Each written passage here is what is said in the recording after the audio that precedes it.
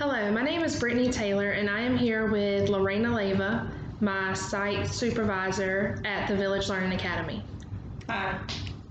Today, I am going to ask her some questions about her classroom and what we have been doing over the past 2 weeks. My first question is, can you tell me about your class? Yes. So the class that we have right now, they moved to my classroom about 2 weeks ago.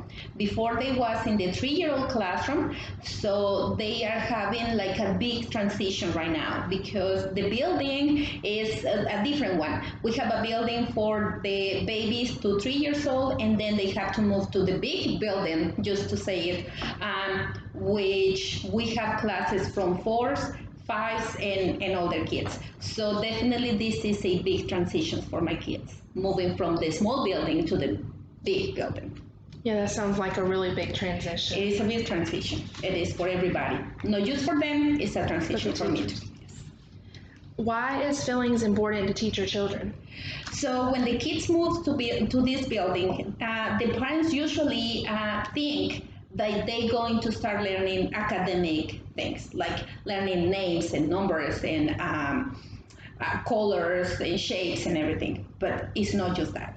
So if we have a child who's just moving to a different building and they are dealing with this big transition, you can't focus on the academic skills if they are not even ready to deal with the transition. Just let's say they used to know the old teacher for the past year. They moving over here and they are going to know me now, and I am completely a strange teacher for them. So I need to feel the trust. They need to know me first so I can start talking about the academic stuff. Some of the kids they're gonna feel sad because I am not the teacher they used to see it in the classroom. Mm-hmm. The parents they're gonna feel a little bit more strange with me because they don't know me either. So I need to build a relationship, and in that relationship we need to build the empathy, and we need to know that we are happy with each other. Yes, that sounds like it's very important for the children. Yes, that's exactly right. What do you think will happen if you don't teach children about their feelings? Well, definitely right now we are in the summertime. So when we start with the school year, used to say it from August to June, we need to be more focused in the learning through play. Okay, it's not like we're gonna sit down and repeat over and over the same thing, trying to teach the kids the academic thing again. Most of the parents they are worried about that, but for us, we need to teach the kids how to deal with the sadness and the happiness and the frustration that they may have. We can teach a child who's crying every day. We can teach a child who is mad and angry and throwing toys in the classroom every day. So what do we need to do? Just take yourself and myself as example. If I am crying, I am not going to be able to read a book, right? Yeah. If I am upset, I am not going to be able to sit down and do some work from my classroom. First, I need to calm down. Mm-hmm. First, I need to know that I know how to deal with my feelings, and then I will do my homework, then I will do my lesson plan, then I'm going to read the book. But if I am mad or sad, frustrated, I am not going to do anything. So that's exactly the same thing with the kids. They need to know they are able to be sad. They need to know they are able to be mad. That it's okay to have that feelings, but we need to learn how to control ourselves and themselves. Now, if we as a teachers, we don't know how to control that emotions, then how are we going to teach that to the kids? So first we need to know what we're doing. How to do it. That's exactly right. So you can teach and help the kids, because it's not just the teaching, it's what you're doing for them. Yeah. Okay. What other ideas do you have to help with teaching children to talk about their feelings? Oh, that's my favorite thing. We have a lot. First, you need to know what you're doing. You cannot just go to your classroom and say, oh, today I'm going to talk about feelings. Mm-hmm. No, you need to be prepared. Yes, they are kids, but they need to know that you care. Okay, they need to know that you know what you're doing. It's not like you just think in the morning when you're driving your car and say, oh, today we're gonna do this. No, you need to be ready, you need to be prepared. And talking about feelings is not on the beginning of the year, it is every single day till the day they move on. Okay, so first, I'm going to show you something. Okay. So this is through conscious discipline. We've been taking a lot of trainings, and I don't know, have you heard about conscious discipline? I have. Okay. So they give you a lot of visual clues. Kids, they do better if they see what is happening. Right now, we have a big problem because we have the COVID going on, right? So we have to wear masks. If it's hard for the kids to read your expressions without the mask, can you imagine with the mask? It's a whole lot harder because they can't see it. Yes. So we have a lot of clues like this so they can see it. Okay, and this is through conscious discipline. So you can see a lot of feelings over here: angry, scared, sad, happy, frustrated, anxious, disappointed, and calm. But sometimes we have kids that they don't even know that they are sad, or they are crying, but they are not able to verbalize what's happening with them. So we need to use a lot of visual clues. And right now we have a book that is talking about the mask, and basically you have to explain the kids that when they see the wrinkles on your face, it's because you're smiling. So they will know. And of course you have to make a lot of expressions, and you need to change the tone on your voice so they will know that. That's well, this is the visual clue that we have in the classroom. Then definitely through the books, and this is one of my favorite books. I mean, every book is gonna help you to talk to your kids about feelings. Every single book. If you talk about the characters, or even if you say, oh, did you like the book? And the kids are gonna say, yes, I like it. But if you say, oh, I didn't like it, so you know the expressions they are showing to you, they are telling you something. Now, this book, I really like it because it's about the dragon, and kids, they love dragons, right? So what's happening on this book, the dragon is sad, and the people, all the other animals in the book, they are very upset. And some of them, they don't want to help. So when you finish the book, you ask the kids, what do you think Duncan, what do you think he felt when somebody said no to him? How do you think what they can do with the book? What do you think is going to happen if nobody reads the book? So they know a lot of expressions right here in the book. And if you have the chance, just read it because it's a really, really good book. Okay, sounds good. Why did you choose to talk to children about feelings their first week in class? Well, once again, because when someone don't really know you, they're gonna feel scared about you, right? Because you don't know them. Now, how your kids gonna take a nap if they don't know you? Of course they're gonna cry. Of course they are not gonna take a nap because they are afraid about the person who's right there.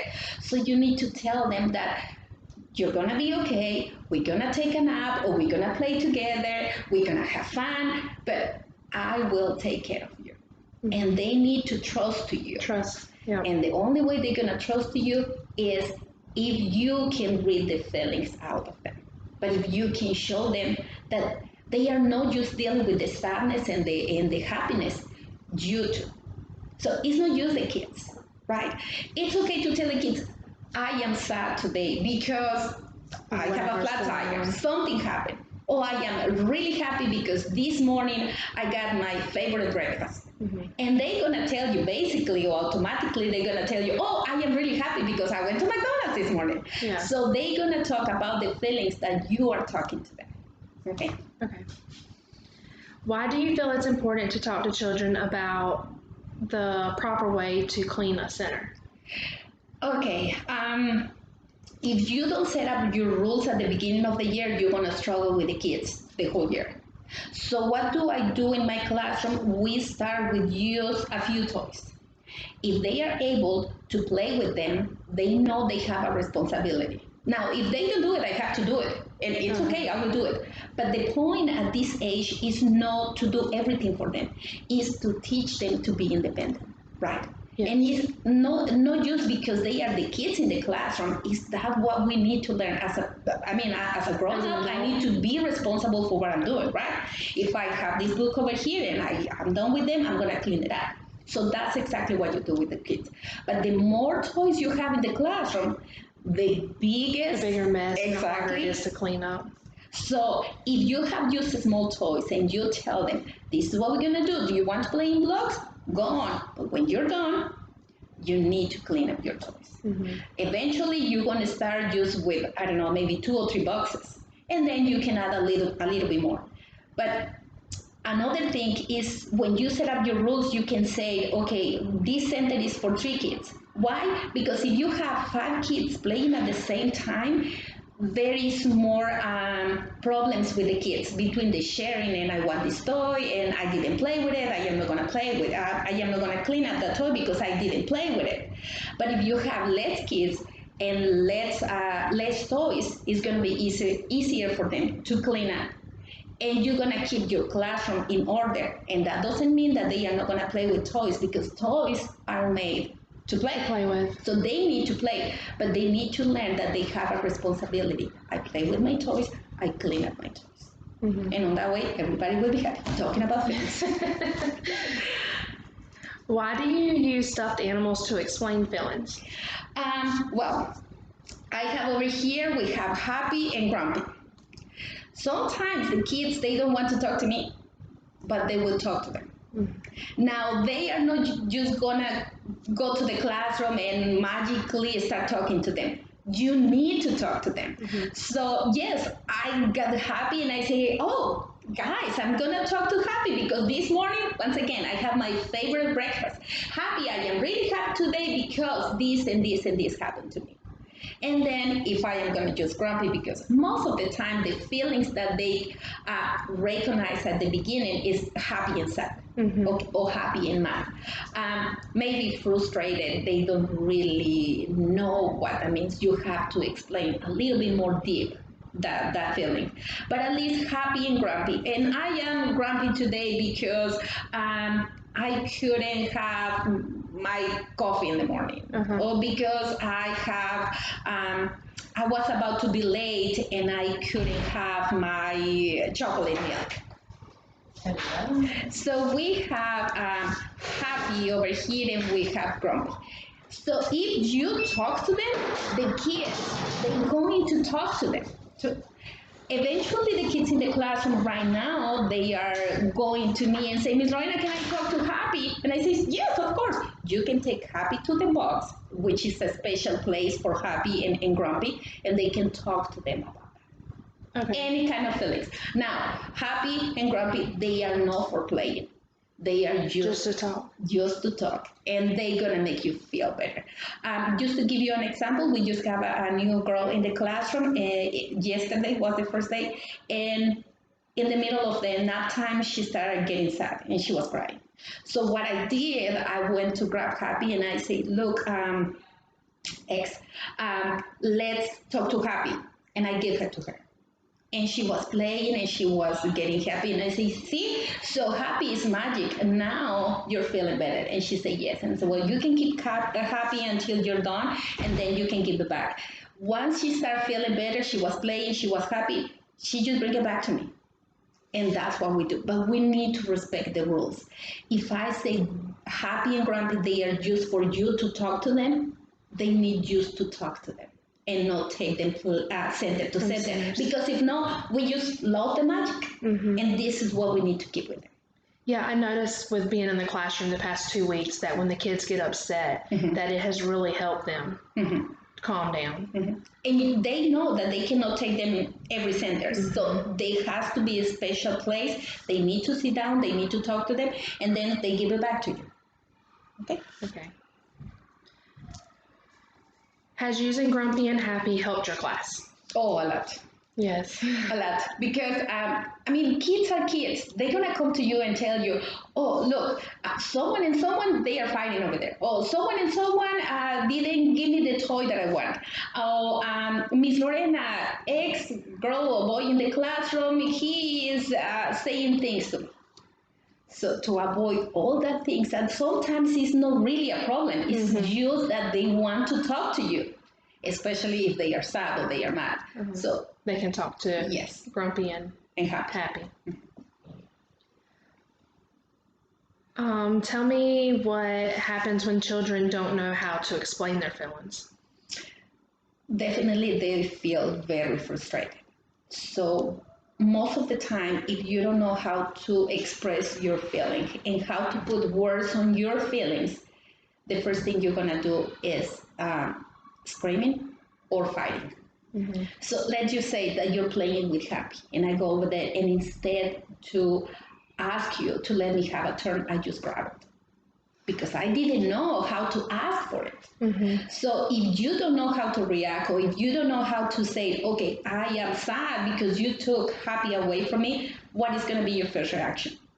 You're going to fight back because you want it. Because you as a child, you're going to feel frustrated not to have this, right? Because you're playing with it, because it's yours. I mean, at the time that you have Happy on your hands, it's yours. I mean, it belongs to you right now. So if I take it away from you, the first thing we're going to have is going to be a problem.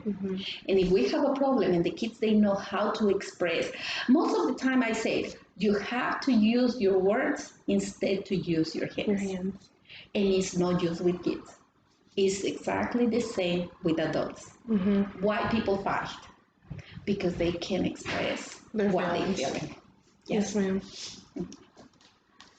Name your favorite technique that you use in your class.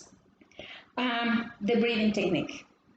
Definitely, if someone is sad, if someone is upset, if someone is running after another boy because they took the toy away, it's just stop, breathe, think, and then do it. Just always stop, breathe, think, and then do it. If you give a child the time to breathe, it gives them time to calm down. Yes. And it works like magic, really, like magic. So that's the most technique that I use in the classroom. And after a while, it just becomes natural for you to say, stop. I know you're sad, because you need to show your empathy, right? I know you're sad. I know you're hurt. I know you're mad because someone took your toy. What can you do? Well, I can ask for the toy. Go on, go ask your. It gives them time to think about it. Yes, and what they can do to solve the problem. Because if you can talk, once again, you're gonna have a problem, and you're gonna end fighting or pulling the toy to each other, which is not gonna fix the problem. Yeah. Well, thank you so much for allowing me to come into your classroom these past 2 weeks, and I hope to get some more information from you this week, because I can definitely use this in the future in my own classroom. I think it has really helped your class in just the 2 weeks that I've been here, and I'm excited to try it in my future class.